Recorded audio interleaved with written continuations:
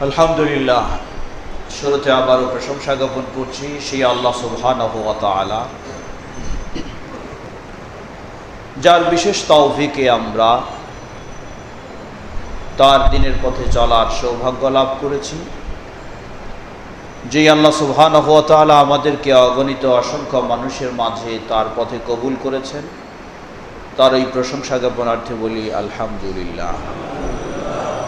অতঃপর অসংখ্য সালাত ও সালাম পেশ করছি প্রিয় রাসূল মুহাম্মদ সাল্লাল্লাহু আলাইহি ওয়াসাল্লাম, তার আসহাবে কেরাম, আহলে বাইত, শেষ দিবস পর্যন্ত তার প্রতিটি একনিষ্ঠ অনুসারীদের উপর। সম্মানিত সমবেত মুসল্লিবৃন্দ, বিশ্ব উন্নতি, অগ্রগতি ও উন্নয়নের দিকে দ্রুত গতিতে এগিয়ে চলছে। উন্নত প্রযুক্তি বলুন আর যেই মাধ্যম পন্থা অবলম্বন করেই বলুন, সকলেরই দাবি খুব দ্রুত সামনের দিকে, উন্নয়নের দিকে অগ্রসর হচ্ছে। উন্নয়নের দিকে অগ্রসর হতে ভাবটা এমনই তৈরি হয়ে গেছে, মনে হয় আল্লাহ সুবহানাহু ওয়া তাআলার কিছুই করার নেই, যা ইচ্ছে তাই করতে পারি আমরা, যেমন ইচ্ছে তেমন আমরা চলতে পারি। আল্লাহ সুবহানাহু ওয়া তাআলা এই শ্রেণীকে স্মরণ করে দিলেন। সূরা আনকাবুত ৪১ নম্বর আয়াতে আল্লাহ বলছেন, মাসালুল লাযীনা ইত্তাখাযু মিন দুনিল্লাহি আউলিয়া কামাসালিল আনকাবুত ইত্তাখাযাত বাইতা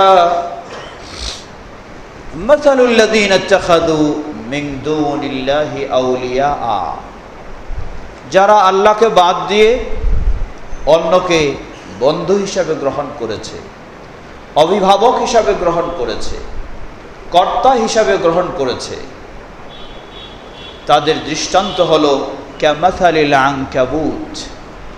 আল্লাহ সুবহানাহু ওয়া তাআলা বলেন, এদের দৃষ্টান্ত হলো সেই মাকড়সার মতো দৃষ্টান্ত। কেমন? ইত্তাখাযাত বাইতা, মাকড়সা খুব পরিশ্রম করে, চিন্তা ভাবনা করে, পরিকল্পনা করে বিশাল অট্টালিকা তার তৈরি করে ফেলে। আল্লাহ রাব্বুল আলামিন বলছেন, জেনে রাখো, ইন্না আওহানাল বুয়ুতি লা বাইতুল আনকাবুত। পৃথিবীর বুকে যত ঘর রয়েছে, যত অট্টালিকা রয়েছে, যত আবাস ভবন রয়েছে, সবগুলির মাঝে সবচেয়ে দুর্বল যেটা, তা হলো এই মাকড়সার ঘর, মাকড়সার অট্টালিকা। লাউ কানু ইয়ালামুন, যদি তারা জানতো। আল্লাহ সুবহানাহু ওয়া তাআলা একটা দৃষ্টান্ত পেশ করলেন। মাকড়সা শ্রম দিয়ে, সময় দিয়ে, পরিকল্পনা করে নিজের আত্মরক্ষার জন্য এবং রুজি রোজগারের জন্য খুব শক্তিশালী অট্টালিকা নির্মাণ করে তার দৃষ্টিতে, কিন্তু তা হলো সবচেয়ে দুর্বল। আজকে মানুষেরা যারা আল্লাহর পথে নেই, যারা আল্লাহকে বিশ্বাস করে না, যারা আল্লাহকে মানতে চায় না, যারা আল্লাহকে স্বীকার করতে চায় না,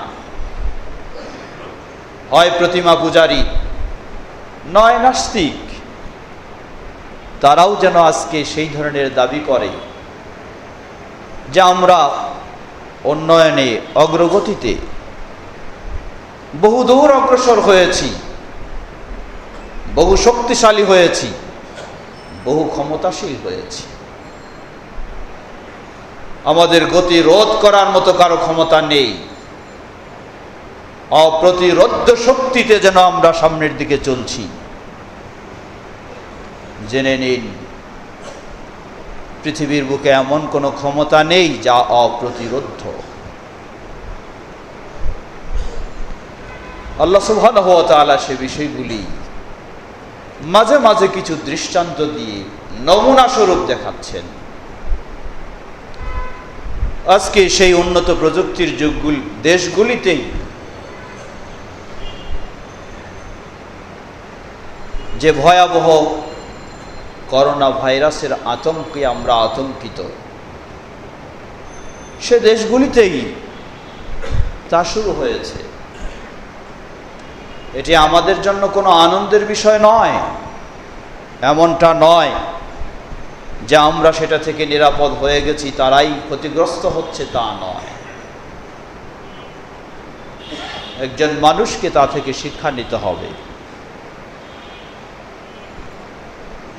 যেই চিকিৎসক সর্বপ্রথম এই ভাইরাস নির্ণয় করলেন, বুঝতে পারলেন, কিন্তু সেই চিকিৎসকও নিজেকে চিকিৎসা দিয়ে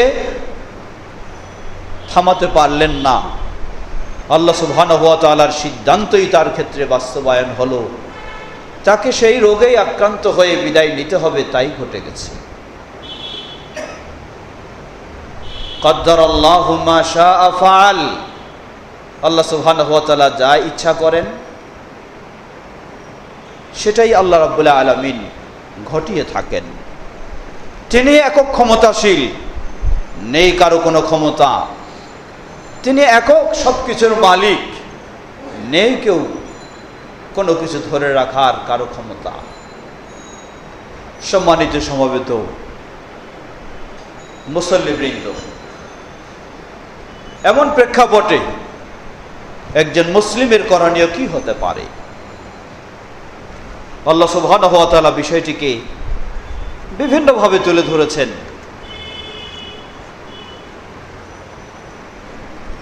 আল্লাহ রাব্বুল আলামিন বলেন, ওয়ালাউ আন্না আহলাল কুরা আমানু ওয়াত্তাকাউ লাফাতাহনা আলাইহিম বারাকাতিম মিনাস সামাই ওয়াল আরদ ওয়ালাকিন কাযযাবু ফাআখাযনাহুম বিমা কানু ইয়াকসিবুন। যদি দেশবাসী, বিশ্ববাসী আল্লাহর প্রতি ঈমান আনত, আল্লাহকে ভয় করে চলতো, আল্লাহ বলছেন লা ফাতাহনা আলাইহিম বারাকাতিম মিনাস সামাই ওয়াল আরদি, আমি তাদের প্রতি সদয় হয়ে আসমান জমিন উপর নিচের সকল বরকতের দ্বার আমি তাদের জন্য উন্মুক্ত করে দিতাম। কিন্তু তা তো তারা করেনি। আল্লাহ বলছেন ওয়ালাকিন কাযযাবু ফাআখাযনাহুম বিমা কানু ইয়াকসিবুন। তারা ঈমান না এনে, আল্লাহকে ভয় করে না চলে, বরং তারা আল্লাহকে অস্বীকার করে বসেছে, আল্লাহকে মিথ্যা জেনেছে। আল্লাহ রাব্বুল আলামিন বলেন ওয়ালাকিন কাযযাবু ফাআখাযনাহুম বিমা কানু ইয়াকসিবুন। বরং তারা মিথ্যা জানায়, আল্লাহকে অস্বীকার করার কারণে ফাআখাযনাহুম বিমা কানু ইয়াকসিবুন, তাদের সেই অপরাধের কারণে আমি তাদেরকে পাকড়াও করলাম। আজকে খেল তামাশায় আনন্দ ফুর্তিতে মগ্ন, কোনো মনেই নেই যে আল্লাহর আযাব কোন দিক থেকে আসতে পারে। আল্লাহ রাব্বুল আলামিন বলেন আফা আমিনা আহলুল কুরা আন ইয়াতিয়াহুম বাসুনা বায়াতাও ওয়া হুম নাইমুন।